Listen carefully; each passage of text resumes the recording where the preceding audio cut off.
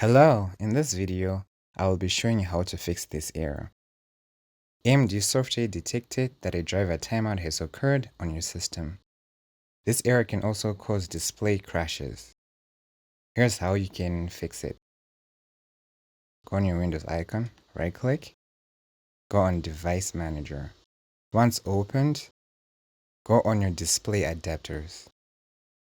I have an Intel, but you'll have an AMD displayed here. That's what you select.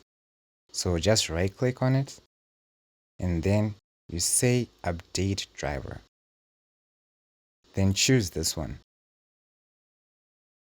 Then you say let me pick from my list. Here you then choose the previous working driver.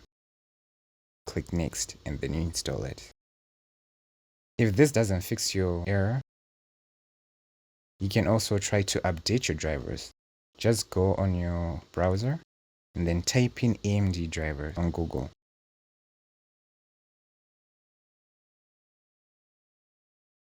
Open the first link that's amd.com. After you do this, you need to download and install this. This will install your updated drivers on your AMD. Try again to see if it has similar crashes and see if it works. You're done.